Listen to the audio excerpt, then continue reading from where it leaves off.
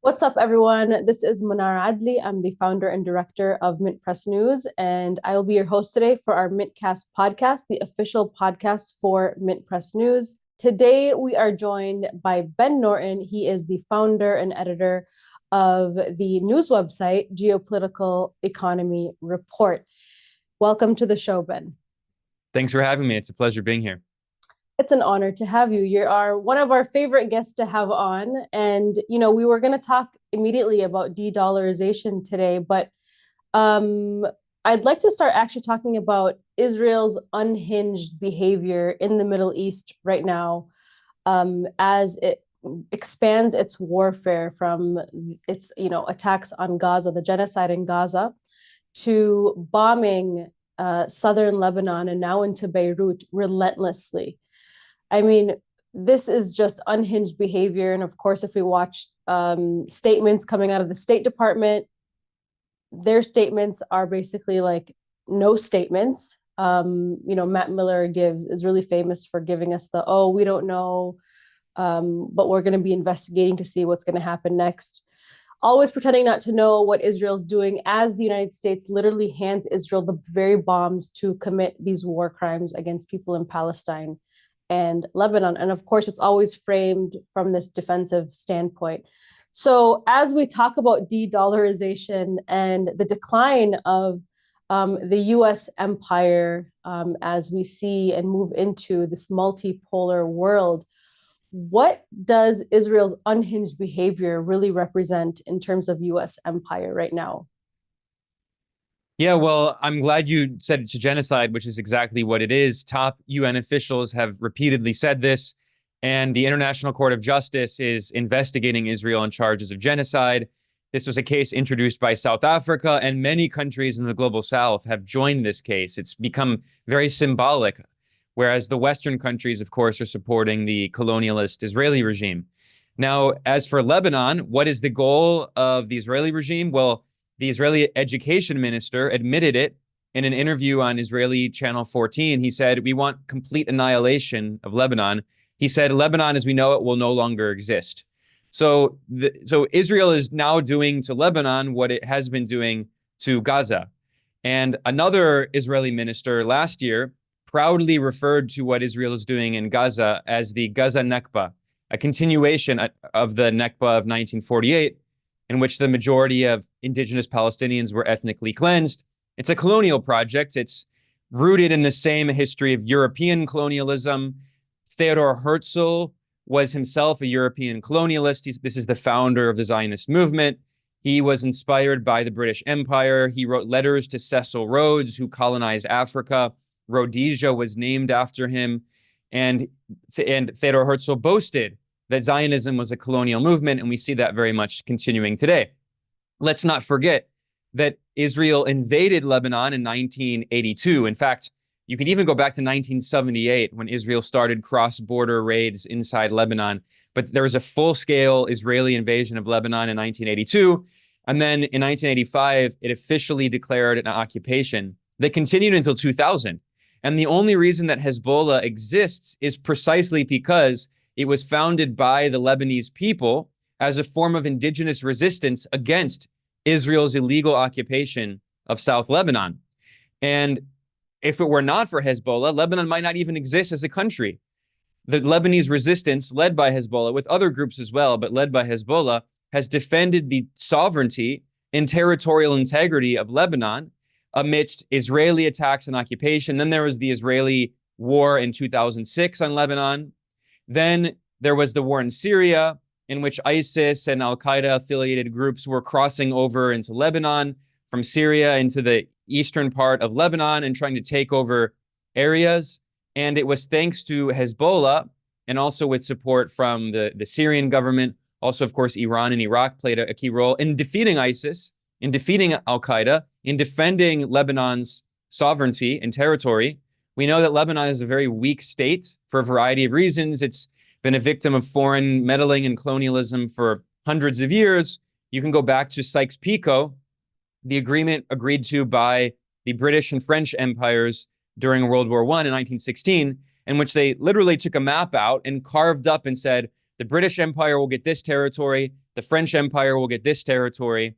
Lebanon went to the French Empire, Palestine was colonized by the British, and then Zionism emerged with the blessing of the British Empire out of that British occupation. It was the Balfour Declaration a year later, after the Sykes-Picot Agreement in 1916. 1 year later, the British Empire gave a green light to the creation of Israel in the Balfour Declaration.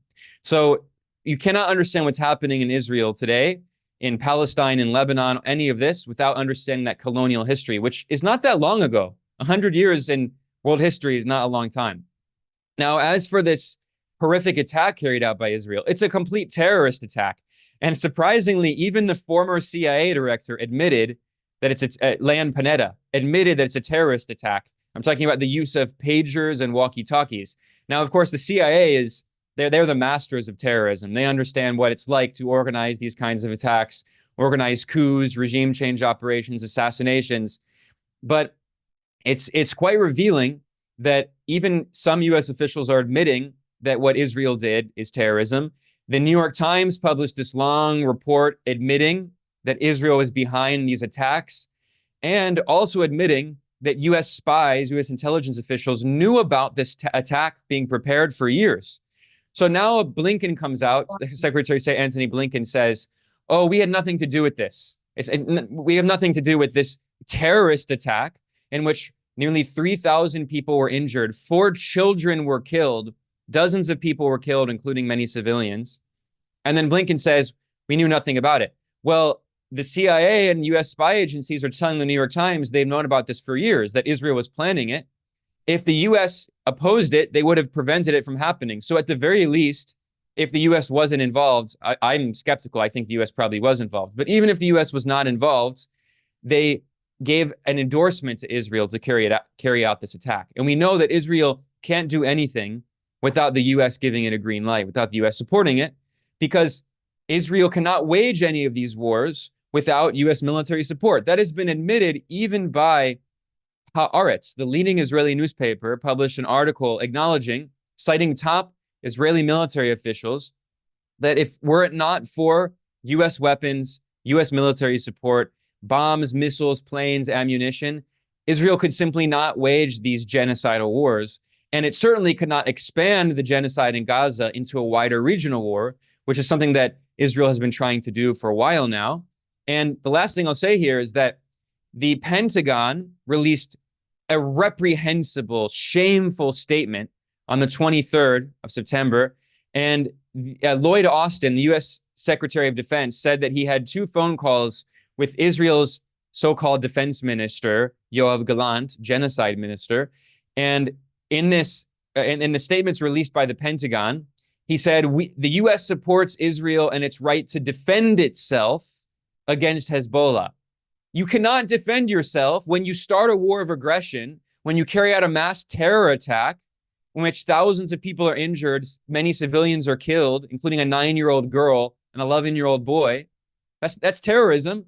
Israel started this war in Lebanon, and of course, the Lebanese resistance is defending the sovereignty of their nation and resisting Israeli colonialism. And then the U.S. says Israel's defending itself. I should also remind people that the fellow war criminal, Lloyd Austin, the U.S. Defense Secretary, Raytheon lobbyist, he's having these phone calls with Yoav Gallant. He didn't mention this terrorist attack carried out in Lebanon. He also didn't mention that the International Court of Justice has officially accused Yoav Gallant of crimes against humanity, extermination.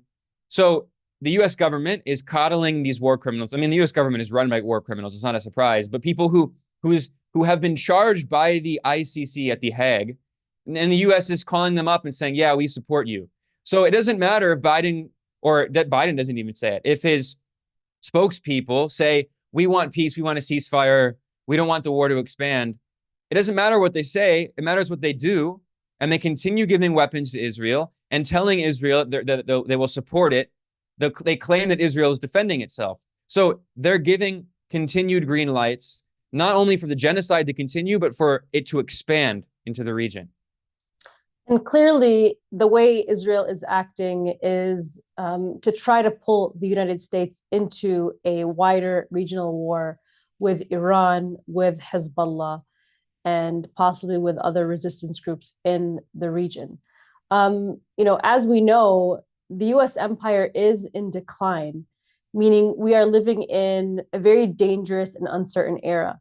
I mean, is the way the United States and Israel are acting um, actually pointing to an economic collapse? Are we heading for a major new war? What do you think? Well, it's very hard to predict. We never know. I mean, imagine people back in World War One, immediately after it ended, people said that was the war to end all wars. Yeah. In 1918, they said, finally, as horrific as that was, we can have peace. And then what happens a few decades later? You have the worst world war in human history, World War II, which made World War One looks like child's play. So it's very hard to predict these things. If I agree with you, it's an extremely dangerous moment. Empires often commit their worst crimes when they're in decline, and they're desperately trying to maintain their power. We saw that in World War One and World War Two. World War II is what led to the destruction of the British Empire, and the U.S. inherited big parts. It absorbed big parts of the British Empire. And it does look like now we're in a moment in which the U.S. empire is in significant decline and desperate and causing World War III. I hope not, but it does look like we're, all careening toward this catastrophe that the U.S. is pushing everyone toward. Of course, Ukraine is one part of this, but also the U.S. is trying to start a war with China over Taiwan. Now there's this conflict in West Asia, that the genocide in Gaza that could expand. Now, a few points that I think are important to keep in mind. You mentioned the economic problems in the U.S. Now, I wouldn't necessarily say economic collapse, mostly because the U.S. has a very powerful weapon, which is not just the military, but the dollar. And I know you wanted to talk about the dollar. We will. It's all these things are related, of course. Yeah. And the dollar is honestly, even more than the military, probably the strongest weapon that the U.S. has. And the U.S. does spend more on its military than the 9 next biggest military spenders combined. And of those 9 countries that are the next biggest military spenders, most of them are U.S. allies. So if you actually look at U.S., NATO, Western military spending, also from Japan and South Korea, kind of extended NATO universe, if you will, if you take all of their military spending together, it's over 2/3 of global military spending. And yet we're supposed to believe that China and Russia are these evil boogeymen, when in reality, China doesn't have warships off the coast of the United States. It's the U.S. that is constantly threatening China, threatening Russia. But in terms of the economic problems in the U.S., well, the reality is that because of the exorbitant privilege of being able to print the global reserve currency, the dollar still, despite its relative decline, is quite powerful.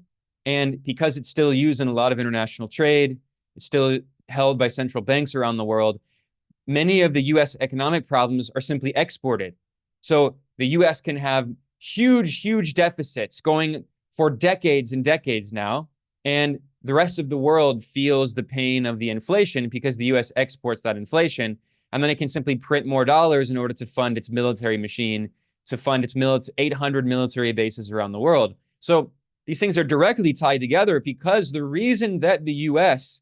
has been able to create this global spanning empire with 800 military bases is because the dollar system has allowed it to fund all of this and export inflation. Most countries, if they have to spend so much on their military and foreign military bases and all of this, they would go into extreme debt. It would lead to a fall in their currency. It would lead to high rates of inflation.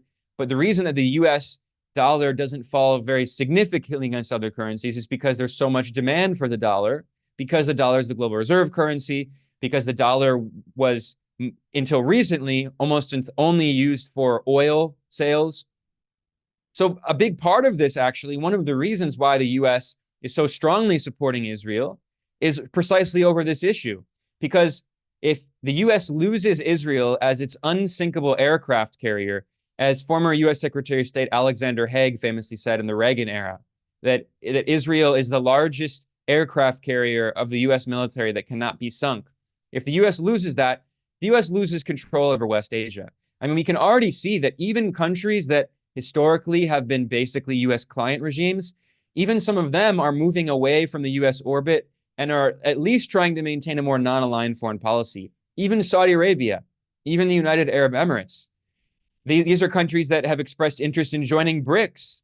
These are countries that are now considering selling oil and gas in Chinese yuan instead of dollars.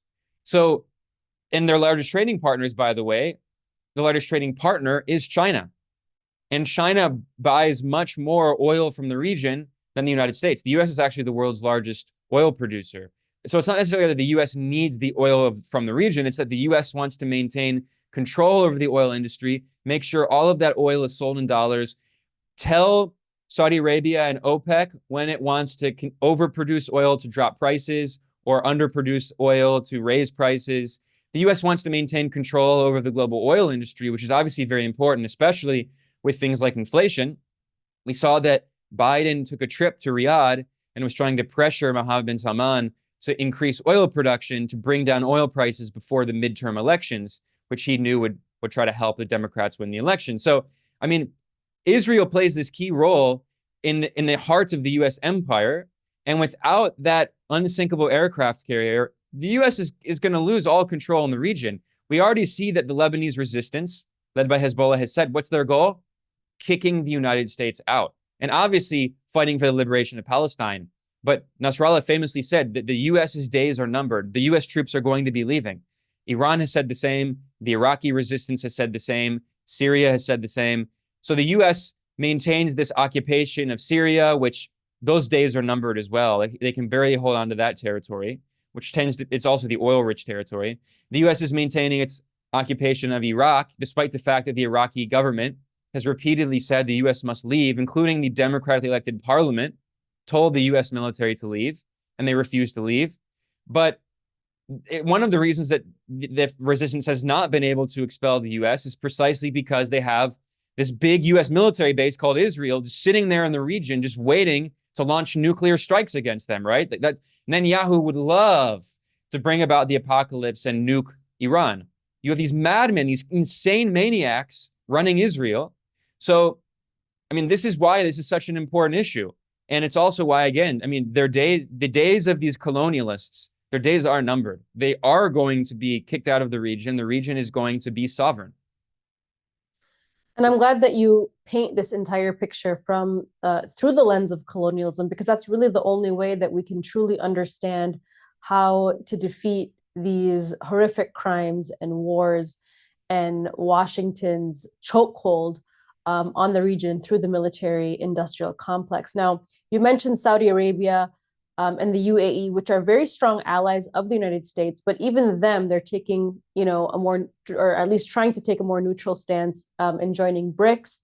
Now, this trend is obviously panicking many people in Washington. We've had President Trump recently say, I hate when countries go off the dollar. I would not allow countries to go off the dollar because when we lose that standard, that will be like losing a revolutionary war. That would be a hit to our country, just like losing a war, and we can't let that happen.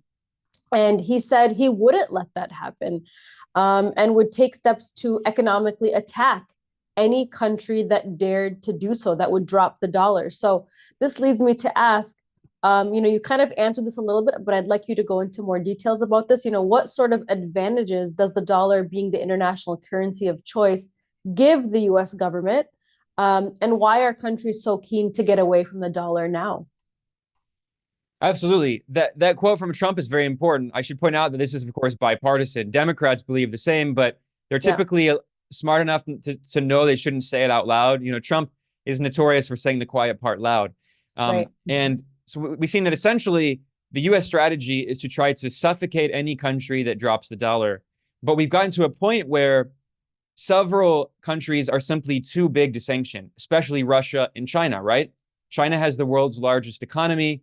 When it's measured at purchasing power parity, it's GDP, which is the best way to measure the size of an economy instead of converting everything to dollars, to understand how much you can buy with the Chinese currency. And Russia is among the top economies in the world. These are very powerful countries. And, the US tried to destroy the economy of Venezuela. They tried to destroy the economy of Iran, of Cuba, and these are relatively small countries. But Russia and China are of a whole new level. And basically, I think we've seen the point where they're kind of too big to sanction, right? And now what we've seen is that this attempt by the US-led West to destroy China and Russia economically is fragmenting the global financial system over which the US has had a chokehold. So this brings us to the dollar system, right? To understand this system, we need to go back to World War II. At the end of World War II, before it even ended, in 1944, dozens of countries allied with the West met in New Hampshire, in Bretton Woods is the city, and they signed the Bretton Woods agreements. And in these agreements, they created the IMF and the World Bank, in which the US is the only country with veto power. And they agreed that the dollar would be the global reserve currency. Although at that time, the dollar was actually pegged to gold, and then other currencies around the world were pegged to the dollar. And then what happened is, at that time, at the end of World War II, the US had the world's largest economy, around 40% of world GDP. Of course, the economies of Europe and East Asia were destroyed in World War II. So, and of course, the Soviet Union, which did the vast majority of the fighting in World War II against the Nazis, and the majority of Nazi casualties were on the Eastern Front. 26 million Soviets died compared to 400,000 Americans, and we're supposed to believe that the US won World War II. Not to mention, by the way, the 10 to 20 million Chinese who died fighting the Japanese Empire, they're erased also. Instead, we're supposed to believe the US won World War II, when in fact, I mean, the US provided some weapons. It helped a little bit, but it was the Soviets and the Chinese largely that defeated the Nazis and the Japanese, respectively. So getting back to that time. So the US had this massive economy. Its currency was the global currency. So the US began embarking on this mission of building a global empire. It absorbed parts of the British Empire. It occupied Germany. It occupied Japan. Still today, there are tens of thousands of US troops in Germany, Japan, and South Korea. The US began building military bases around the world through the so-called Marshall Plan, which was supposedly aid, in scare quotes. In reality, this was a way of making sure that Western Europe is under the US sphere of influence. It was a way of giving Europe dollars that they would need in order to buy US manufactured goods, because the US needs to sell all these products and these economies are destroyed. So they give them the dollars through loans and so-called aid that they use to buy US products. So the US has this very powerful economy. It's building an empire. And almost immediately, a few years after, then you have the Chinese Revolution in 1949. And then in response to that, the US tries to basically create this puppet right next to China to use as a base of operations, like in Israel, to launch a war to overthrow the Chinese revolutionary government. In the Korean War, starts in 1950. And then the US actually ends up losing that war largely because of Chinese support for Korea. So this is really the beginning. Immediately, the so-called Cold War becomes very hot. Just 5 years after the end of World War II. I mean, of course, I didn't even mention the nuclear bombing of Japan. But anyway, the point is the US is building this empire, right? And how does it fund that empire? Well, it has the advantage of printing dollars. And even though at that time, ostensibly, the dollar was supposed to be pegged to gold at a fixed rate of $35 for each ounce of gold, in reality, as the economist Michael Hudson famously showed in his book, Super Imperialism, US gold reserves were actually running low compared to the amount of dollars that were out there that the US was printing. And it was using those dollars to fund its empire. The war in Korea, the war in Vietnam, all these military bases. And then, of course, capitalists benefit from this because there's all this extra liquidity. And that money ends up going into the pockets of the military-industrial complex, of the big banks. And they invest that in assets and stocks and bonds and real estate. Their assets get inflated. They get wealthier. So you have a class of capitalists, not only in the US, but especially in the global South. You have emerged this kind of comprador class of elites in the global South who stash all their wealth in US bank accounts and offshore tax shelters, investing in US real estate and stocks and bonds. A classic example of this is in the Philippines. You have Ferdinand Marcos, who is this US-backed right-wing dictator who was very pro-US, very anti-Soviet, very anti-China.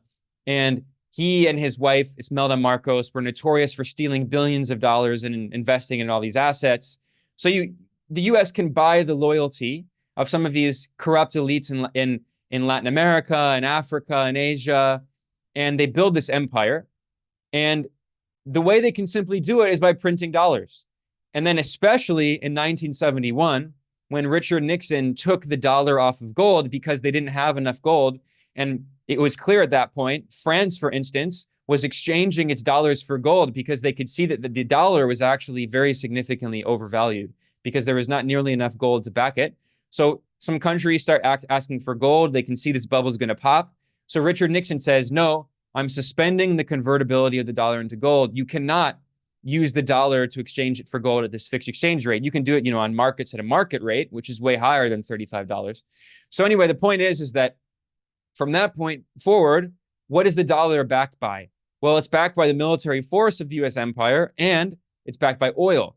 And then you have famously in 1974, the Nixon administration top officials travel to Saudi Arabia. They make an agreement in which they say, we will protect you. Of course, this is at a time of revolution happening around the world. The anti-colonial movements, the national liberation struggles in Vietnam, Korea, Cuba, Zimbabwe, Angola, Algeria, everywhere you can see. And the US tells Saudi Arabia, we will protect you from the communists and from the Arab nationalists. You will not be overthrown by the revolutionaries. In return, you must agree to sell all of your oil in dollars, and you must store those dollars in US bank accounts and use those dollars to buy US assets, US bonds. And what's a US bond? It's a government debt. It's how the US government sustains its massive deficits is through selling bonds. And then by maintaining this artificial demand, by telling the oil producers they have to invest their dollars in bonds, it's a way for the US to fund itself. So this is a way that the US funds its global military and empire through telling its subjects to invest in US assets, which also make their subjects richer. So they benefit, the US empire benefits.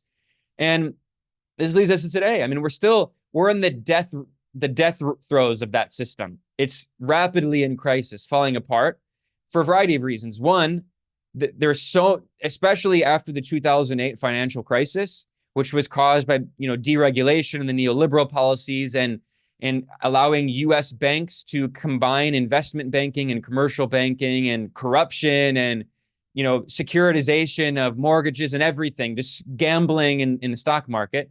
So what happens is that bubble burst in 2008, and the response of the US government is to print insane amounts of money in order to inflate the assets of the rich. So you had the biggest stock market rally in human history. Maybe not in human history. There's only one other similarity, which is the stock market rally leading up to 1929 and the Great Depression, right? So we've been living through these 16 years now of this huge stock market rally, asset prices exploding, and the Federal Reserve printing all this money that they use to fund the military-industrial complex and to inflate the value of the rich, the elites.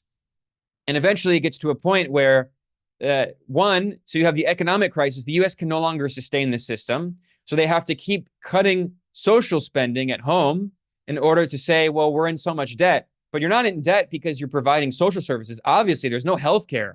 Education's falling apart. Infrastructure's falling apart. It's not like all that money is going to helping your people. That money is going to inflating the assets of the rich, who have gotten richer and richer and richer, billionaires with hundreds of billions of dollars in wealth, and the military-industrial complex, funding the war in Iraq, funding the war in Afghanistan. You can't sustain that system anymore. And then finally, you have the emergence of China, which changes everything. Of course, you also have the reemergence of Russia, which was partially colonized by the West in the 1990s with the overthrow of the Soviet Union. And you have the reemergence of an independent, sovereign Russia. But especially you have the rise of China, which throughout all this process is industrializing, developing, advancing in technology, creating a separate supply chain. And now you get to the point where the US can't produce anything because all these capitalists outsourced all their jobs in manufacturing, so they could just have a big financial bubble that the US economy would be based on. China produces everything. So now the US is freaking out because they realize this is a so-called national security threat, because how are they supposed to wage war on China if their entire supply chain is located in China? And then, of course, you have the situation in Ukraine, where some countries in Europe had ostensibly independent leaders, like in 2014 in Ukraine, who said, we don't want to go along with this scheme anymore. We want to be independent.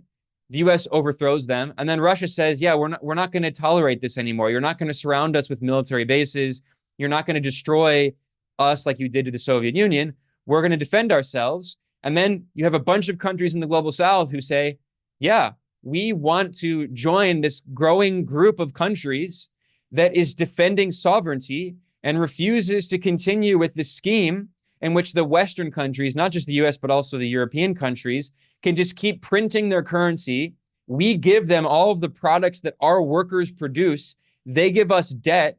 There are the bankers of the world. We're the producers of the world. Yeah, we're not going to go along with this scheme anymore. And we're going to create a new economic alternative, which we can see still emerging. I mean, we're seeing the very beginning of it. BRICS is just kind of like the first stage. And I think we're going to see a lot more. I just want to remind everybody who's watching this video that YouTube is heavily throttling us. So please engage with this video as best as you can. Comment, like, subscribe if you haven't already. I am certainly enjoying this conversation with Ben Norton. And in terms of what you just explained and painted for all of us, that was a very good explanation in terms of how the US has had this dominance over the US, use the US dollar for dominance around the world, and how countries now are standing up to this, especially countries in the global south who have suffered for decades from sanctions, and they're now wanting to join BRICS. Senator Marco Rubio, another potential future president, lamented last year that there'll be so many countries transacting in currencies other than the dollar that we won't have the ability to sanction them. And I know you mentioned this briefly, but in this sense, can we see the US dollar as an instrument of economic warfare? Absolutely. This is such an important point. So I mentioned that the way that the US was able to maintain the system is through one, military force. So overthrowing any foreign leader that tried to use other currencies. Famously, Muammar Gaddafi in Libya was trying to create a currency for Africa, and Libya is a major oil producer, or at least it was until it was destroyed by NATO. Iraq even, not that Saddam Hussein was like an angel, right? But the reality is that Saddam Hussein was trying to sell oil in other currencies. And funnily, he actually was selling oil in euro, because at that time, this is the 90s and early 2000s, the euro was assumed still to be like an alternative to the dollar, and the European Union was seen as potentially an alternative pole. But let's not forget that even in 2003, when the US illegally invaded Iraq, several countries in Europe, including Germany and France, did not support it. And France even protested against it. They had a little more of a spine, and we've seen in the past 2 decades just the complete subordination of Europe to Washington. Totally. I mean, it's pitiful. Been disgusting. I know. Yeah. So on this issue of so the US maintains it through military force, overthrowing any leader that tries to use other currencies and challenge the dollar system. And then also there's the carrot and the stick. There's also the carrot.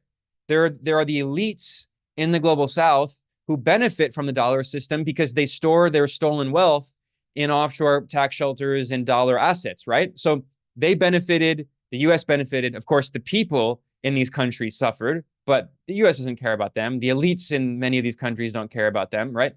So now we're at this point where the US also has sanctioned so many countries that it's incentivizing countries to seek alternatives. Because what we saw is that, especially toward the end of the first Cold War, and especially after the overthrow of the Soviet Union, the US was able to use sanctions as a weapon to try to destroy any remaining government that was anti-imperialist or had revolutionary history, right? So, of course, Cuba being the noble example, it's been under brutal, illegal US sanctions for over 60 years. And speaking of Israel and all this being related, every single year at the UN General Assembly, every country on earth votes to condemn the illegal US blockade of Cuba. There's only one country that consistently votes with the US, which is Israel. The US and Israel. It's incredible. I mean, talk about rogue states. So Cuba is, of course, the noble example. But of course, there are many other examples. So the US has been trying to destroy Venezuela's revolutionary government with sanctions and a blockade. For decades, the US has been trying to destroy Iran's revolutionary government with sanctions. And of course, the DPRK in North Korea has been under brutal sanctions for decades. But these are still, until recently, they were a small number of countries, but that number increased and increased and increased, especially in the 90s and 2000s, when the US saw itself as the unipolar hegemon with no alternatives, no other major power blocks. The US said, wow, we can just destroy any independent country. We can destroy Yugoslavia. We can destroy Libya. We can destroy Iraq. We can try to destroy Syria. And then the US does that through military intervention and also through sanctions.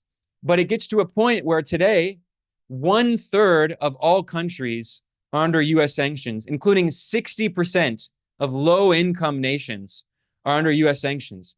So now, so many countries are sanctioned by the US, and at the same time, you have the emergence of China as the world's largest economy, with a socialist system that is also completely sovereign, that does not just obediently go along with the US, that violates US sanctions. They don't care about US sanctions. They're completely sovereign.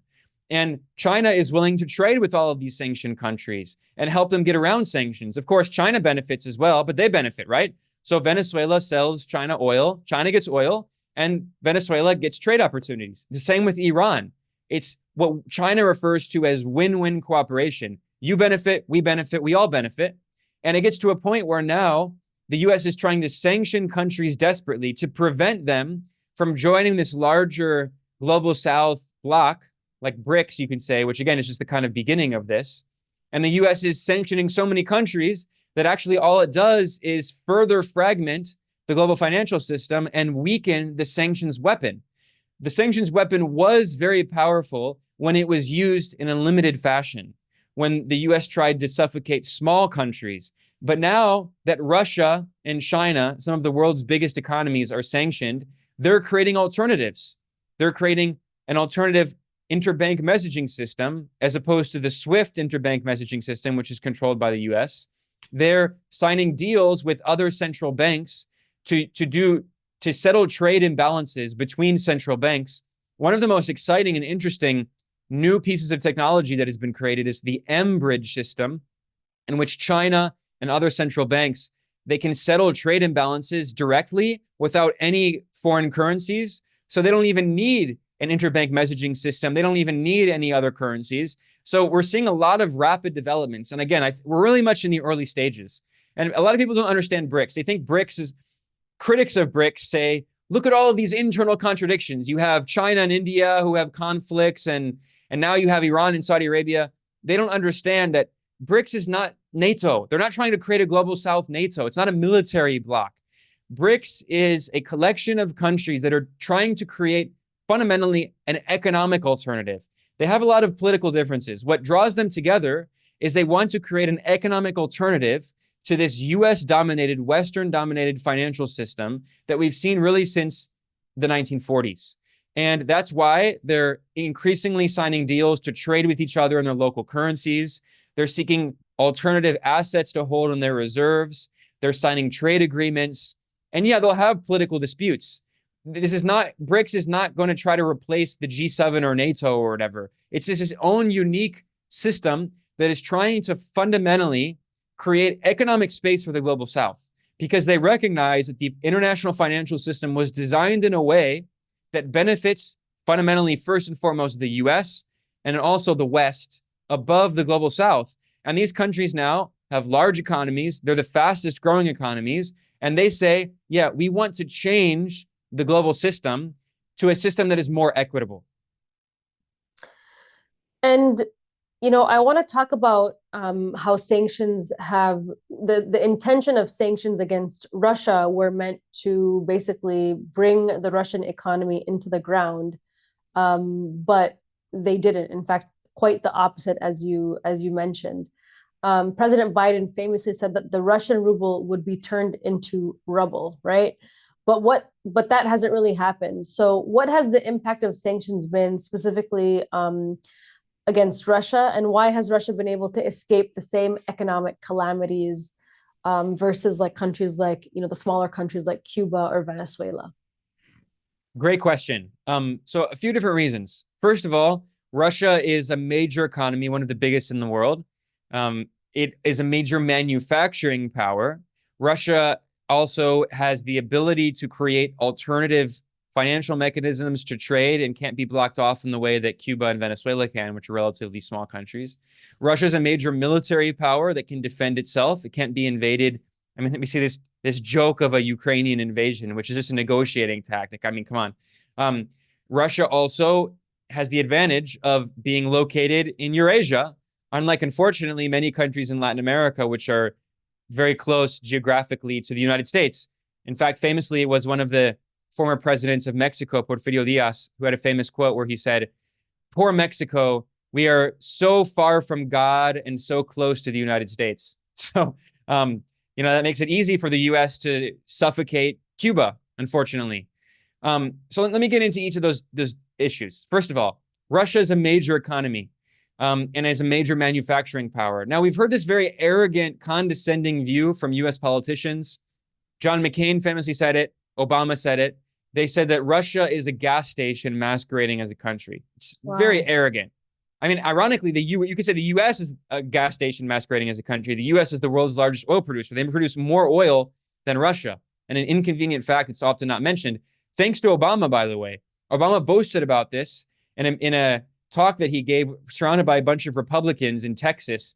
He said, "You all criticize me, but I made the U.S. the world's largest oil producer because of the shale oil revolution and fracking and also gas producer." Anyway, the point is that, so they say that Russia's a gas station posing as a country. It's nonsense. Part of this is because of the way that Russian GDP is sometimes measured. GDP, gross domestic product, is a measure that economists often use. It's the size of all of the goods and size of an economy. It's all the goods and services produced in one country in 1 year. However, what often happens is that most mainstream economists, they will take all of the value of the goods and services produced in a country in their local currency in 1 year, and then they'll simply convert that currency to the dollar at the current exchange rate, which is nonsense because in the US, things are extremely expensive. Housing is expensive. Education is expensive. Food is expensive. So you have to actually look at the purchasing power of the currency, not just convert everything to dollars. And if you do that, you can see, and some economists do this, this is called PPP, purchasing power parity. When you do that measurement, you can actually see that Russia has the 5th or 6th largest economy on earth. It's a very powerful economy. And it also has a big manufacturing sector because a lot of US GDP is based in healthcare, which is like 18% of US GDP. It's based in the finance sector, finance, insurance, and real estate, which is around 20% of US GDP. It's based in the service sector, not in manufacturing. All of the good industrial manufacturing jobs were exported abroad, right? Were outsourced in the neoliberal era. Russia has a big manufacturing base still. They can not only produce the military equipment that they use, which the US increasingly can't, but also they're even producing cars and other technology, right? Machine parts. So the US says, we're going to sanction you. Well, that worked for a small country like Venezuela, which has been dependent on oil exports for 100 years before Hugo Chavez was born, and imported most of its food, imported its technology. So when the US tried to suffocate Venezuela and prevent it from exporting oil, it did cause a severe economic crisis in Venezuela because Venezuela didn't have that domestic manufacturing capabilities that Russia has. Then there's also the financial element, right? So in Russia, partially because of its geographic location, it has been able to make these agreements to sell oil to China, to sell oil to India, to sell oil to Turkey, right? And because it's simply geographically close to those countries, it's difficult for the US to simply cut off these oil exports like it tried to do to Venezuela. Russia can send gas and pipelines directly to China through the Power of Siberia pipelines, right? It used to do that to Germany, and then we saw that those pipelines were blown up, right? So that's another element. And then finally, Russia has been making these partnerships economically that are alternatives to the US. So now I mentioned that China is the world's largest manufacturing power, and it has a very complementary relationship with Russia, which has massive natural resource reserves. And Russia also has it's ahead of China in certain key industries like nuclear power, the military sector, certain advanced technologies. So Russia can trade with China and help with those advanced technologies. China can trade and help, especially with kind of lower level manufacturing, especially, consumer products. So they have this very complementary relationship. And all this is actually doing, ironically, is that the US is further facilitating the economic integration of Eurasia. Because the US is basically saying, if you don't go along with what we want, we're going to sanction you, which incentivizes you to economically integrate further with BRICS. So Yeah. we got to the point where the US could sanction Venezuela and try to suffocate Venezuela. It could sanction Cuba, but China and Russia are too big to sanction. And as they create alternatives, sanctions will become less and less powerful. And, as you insinuated, we have a situation where the European Union has, of course, enthusiastically joined in the US-led economic warfare against Russia at a very great cost to itself. I mean, Russia was a principal source of fuel for much of Europe, and the effect on the continent has been extremely grave, with industries shutting down across Europe and the region's economy stagnating and declining. And worse still, a cold winter approaches once again for this season coming up. So without Russian gas and oil to heat their homes, Europeans are facing a serious decline. So why has Europe been so willing to go along with US plans? And what does that mean for Europe in the long term? And you kind of insinuated that perhaps maybe in the future that they would be more inclined to join BRICS. Did I understand that correctly? Well, if European governments were sovereign and were led by politicians who weren't obedient U.S. vassals, absolutely. But I mean, let's be realistic. I thought for sure that at least countries like France would be a little more independent. And we see that, Emmanuel Macron, he's trying to bring back this whole like de Gaulle idea of, independent France. And it's laughable. I mean, he says some stuff, and then when you look at his policies, he just obediently follows with the U.S. and everything. So, I mean, France historically was the most independent country in Western Europe, and even they are just obediently kowtowing. So I frankly have no confidence in Europe. And I not to sound really pessimistic, but I think Europe is going through a very dangerous moment. I think we're going to see the rise of far-right fascist forces across Europe simply because the left has been destroyed. You're not allowed to be on the left. You're not allowed to be an anti-imperialist. We saw what happened to Jeremy Corbyn, who was sabotaged not only by the media, but the British intelligence services were involved in destroying him. Matt Kennard at Declassified UK has done great reporting on that. I mean, the left has not been allowed. Anti-imperialists have not been allowed to operate in Western European politics. So you have the options between neoliberal centrists or the far right. And the far right is going to start taking more and more power. And that's where Europe's going. I mean, I hope I'm wrong, but I just looking at it realistically. And the big reason for that is because they refuse to challenge the US. And a big reason for that is because a huge part of the European capitalist class is entirely beholden to the US. They're all invested in US assets. They all have a huge part of their wealth invested in US real estate in Florida and New York and California. They have their wealth invested in US stocks. The ruling class of Europe is entirely Atlanticist, not only culturally, but economically. It's in their economic interest. And unless the governments are willing to challenge those elites, which they're obviously not willing to do, they're just going to keep subordinating themselves to the US. We see that right now that Europe keeps going along with this neoliberal orthodoxy. The so-called Labour Party in the UK, which is an anti-Labour party, is implementing austerity measures. We've seen this story before. We've seen how it went. Austerity, yes, their whole argument is we have so much debt. We have to pay off the debt. So therefore, we should cut all the social services. What that means is you have reduced aggregate demand. People are not spending as much money because their lives are getting worse. So then you have economic decline. You have recession. So the economy shrinks. So your debt as a percentage of GDP grows. You can't pay the debt off. Austerity does not work. You have to tax the rich at the very least. I mean, we should go much further than just taxing the rich, but you have to tax the rich, and they refuse to. So what's going to happen is you're going to have the so-called middle class, working class people who have a basic standard of living. They shrink. They get more and more of their wealth taken away. The rich get richer and richer, and the society becomes more and more extreme. They scapegoat immigrants. They scapegoat China and Russia. And then you just have violence like we saw in the UK, these riots, blaming immigrants, not blaming the billionaires in the city of London who are getting richer and richer while society's falling apart, and while the so-called Labour Party is cutting winter fuel subsidies for retirees, for poor retirees who are not going to have heat in their homes in the winter because the British government says we have to cut the fuel subsidies. But by the way, we're also going to pledge, as they did, we're going to give £3 billion every year in military assistance to Ukraine for the foreseeable future.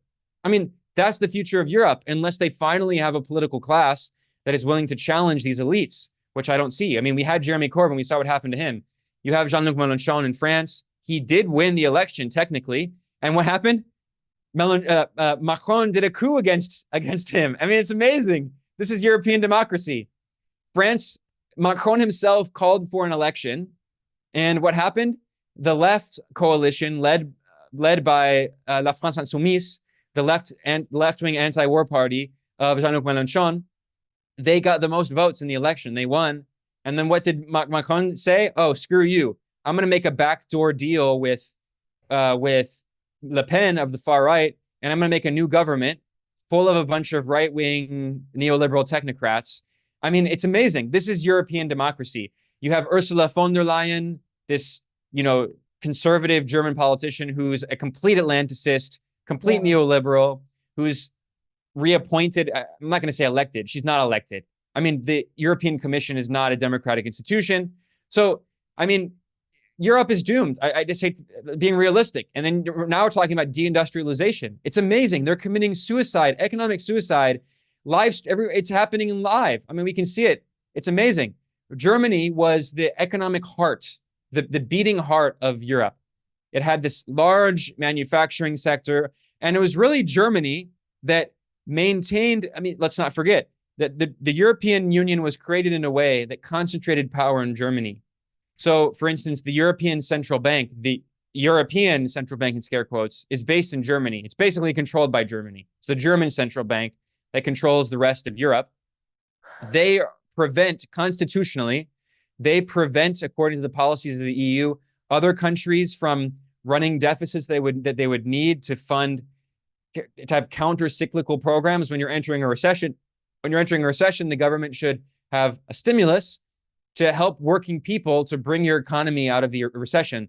Well, they can't do that because of the policies of the EU. So Germany's entering a recession, and these neoliberals, you have a so-called social democratic government in Germany, which is also implementing neoliberal austerity policies. They're like Ronald Reagan, but they claim to be the Social Democratic Party. I mean, it's amazing. And meanwhile, they say we're not going to take any energy from Russia, even though they are doing it through India. So they say we're not going to buy oil from Russia, but actually what they're doing is Russia's exporting that oil at a discount to India. India is refining that oil and selling it to Europe at a markup. So Europe is still buying Russian oil, but it's paying more for it. And then Europe also says, okay, we're not going to get gas from Russia. So instead, we're going to get expensive liquefied natural gas that's from the US. So instead of sending that gas in a pipeline directly from Russia to Europe, the US takes the gas out of the ground, they liquefy it, they put it in barrels, they send it across the Atlantic Ocean. Europe has to spend billions of dollars building these ports because they don't have the facilities that they need to receive the LNG. And then they have to spend all this extra money for US LNG, which is much more expensive than Russian pipeline gas. It's also much worse for the environment, by the way, because the pipeline gas, it's not great for the environment, but it's better than LNG going across the ocean. So the reality is that it's worse for the environment. They're paying more. Russia's still selling its gas and oil just to other countries. So Europe loses, the US wins, Russia's doing fine, China and India are benefiting, Turkey is actually benefiting. It's Europe that loses. And meanwhile, the German government, with the support of these so-called Greens, which are actually anti-green because they're actually opening up new gas plants while they claim to be green, and they actually destroyed the greenest technology that there is, which is nuclear energy, which is very misunderstood. And China is leading the world in nuclear power because it has no carbon emissions. The dangers posed by nuclear energy are extremely exaggerated. In fact, the fossil fuel industry has invested a lot of money in lobbying against nuclear because nuclear is the most efficient and cleanest energy. And in terms of safety, every year on average, more workers die in accidents working on wind turbines than have ever died in nuclear accidents. So there's a whole cottage industry. But the point is that the German government shut down all of their nuclear plants, and now they're opening gas plants, spending much more money for this energy. And they have this energy crisis, which is leading to deindustrialization. You have all of these German factories which are closing down. Volkswagen is closing down. So the heart of the European economy, which is German industry, is being shut down by these insane suicidal policies. It's absolutely amazing seeing this. And the only reason that it happens is because the political class in Europe is entirely beholden to a small handful of elites, corporate elites and oligarchs in Europe who are entirely Atlanticist. Again, it's not just their culture and their ideology. That's part of it. Economically, they are the compradors, just like the elites in Haiti or the elites in Guatemala who steal all their wealth from their people and stash it in U.S. offshore bank accounts. They have dozens of properties in Miami, like the current president of Ecuador. Those are the people who are running Europe right now.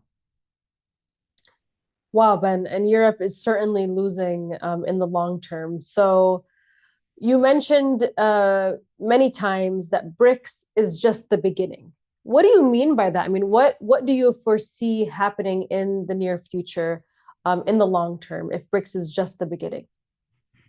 Yeah, like I said, BRICS is if you want to understand what BRICS really is, it's an attempt by largely the global south, along with Russia and a few countries that aren't technically in the global south, but are allied with the global south.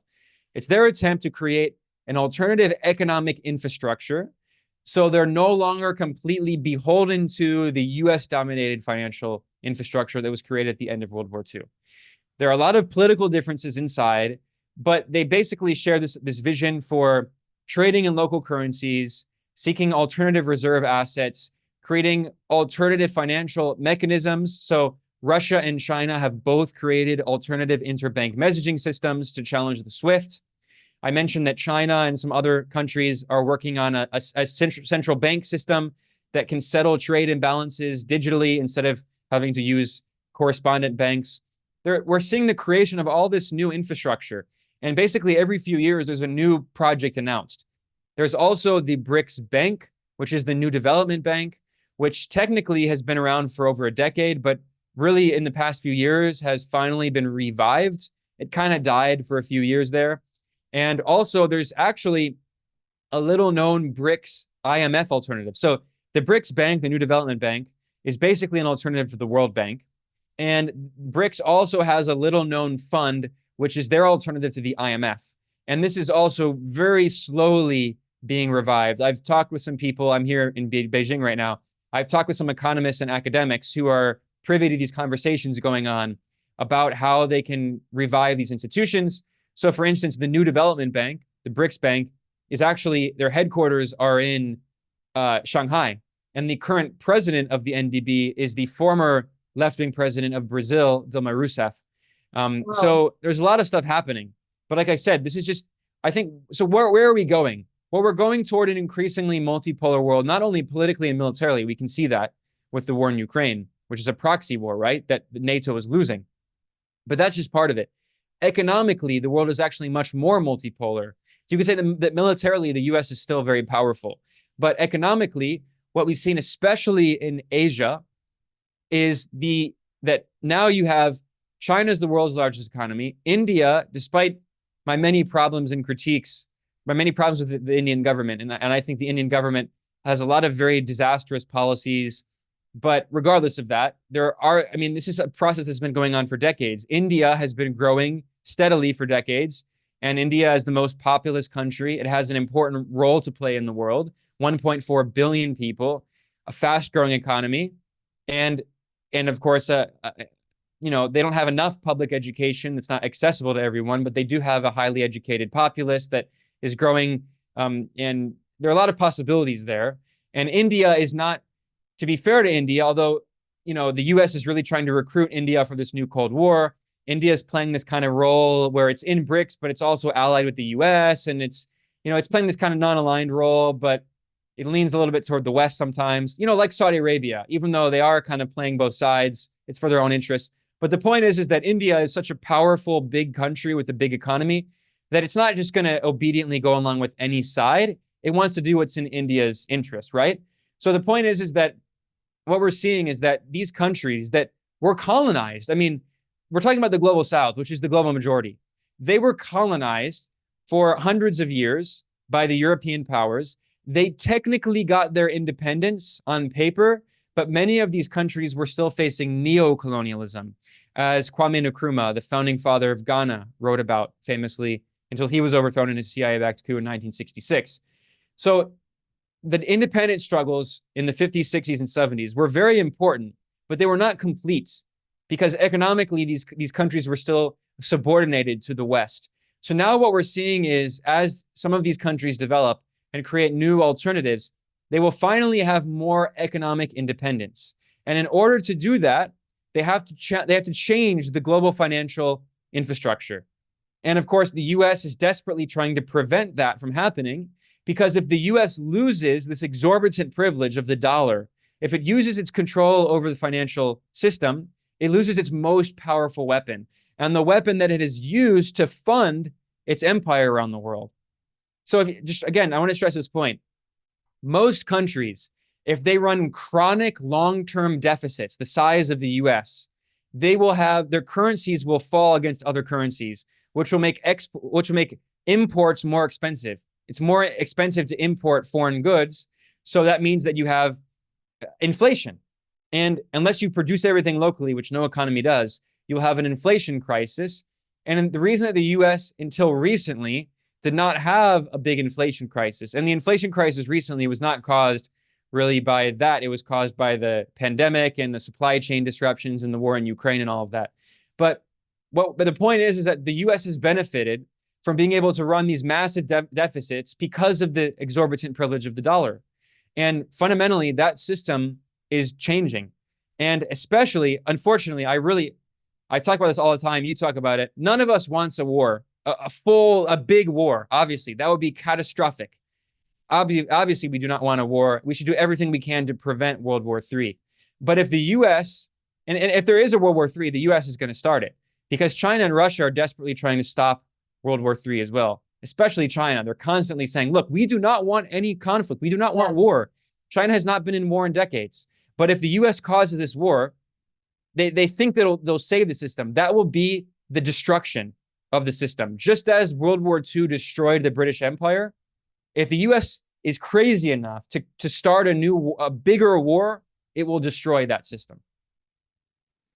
And that was actually going to be my final question for you is how do you view the American decline in geopolitical terms? I mean, do you think America could collapse or would it start a war before it collapsed? Again, it's very dangerous to make predictions, especially because we're in a time where it's impossible to predict what will happen. I mean, you have had so many surprises in the past few years. What I will say is that throughout history, you look that empires don't peacefully collapse.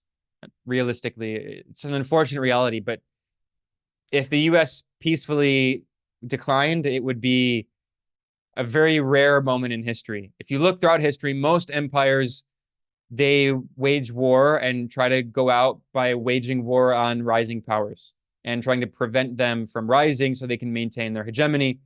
Now, there's this idea that has been pushed by some Western scholars, especially in Harvard. This guy, Graham Ellison, he talks about he looks at past wars, especially going back to Greece. And he has this idea that, China is this rising power. Therefore, it's going to be back like between Athens and Sparta, where the rising power threatens the declining power and it leads to a war. China certainly does not want a war. But if you look at what the US is doing, it does unfortunately look like it's leading toward war.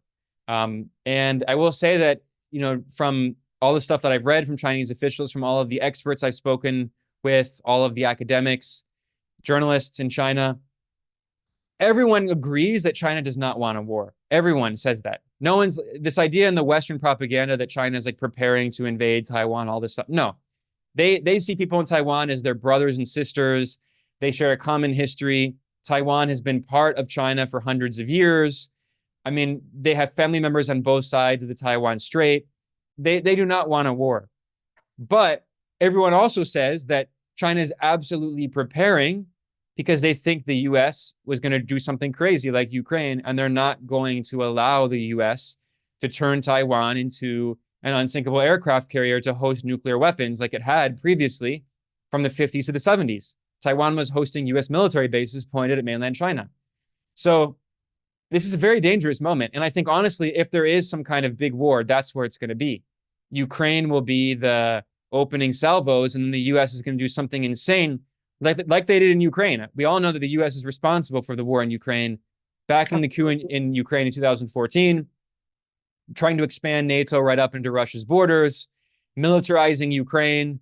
And now they're doing that to Taiwan. They're selling more and more weapons to Taiwan. The US has troops in Taiwan.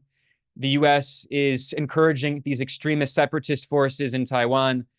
It's very dangerous. And even though mainland China definitely does not want war, they will defend themselves. And that is so dangerous. So I hate to be pessimistic, but just looking at it realistically, unless there's something drastically that changes in Washington, I think these madmen and women in Washington are going to push for war in China. And I talk about this all the time in my reports.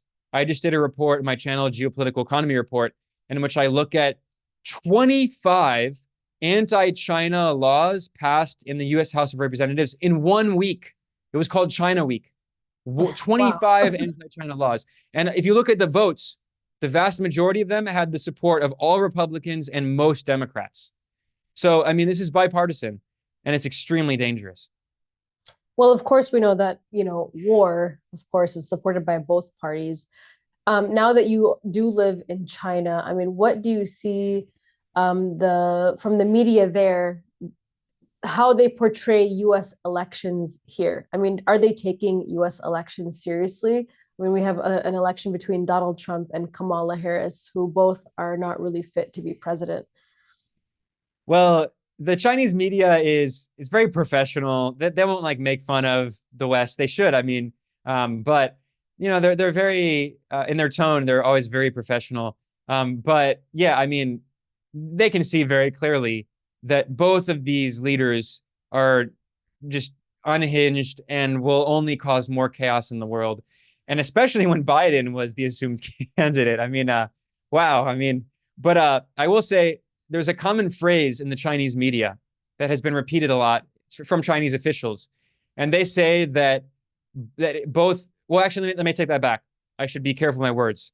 Not Chinese government officials, because Chinese government officials have been very careful not to comment on US politics because they know that it can only backfire and hurt them. So they never comment on US politics. I should have said Chinese experts, Chinese academics. So in academia, in China, academia is actually much more serious than in the US. And academics are more respected. They're not just like crazy warmongers like in the US. And Chinese academics actually do play a role in helping to these are actually very smart people. They're actual experts, and they help to, create policy. And most of the time in the media, they quote these experts at the top universities. And there's a common phrase that they use, which is that both candidates are like drinking a poison. They say, if you have two choices of poison to drink, you don't choose either of them.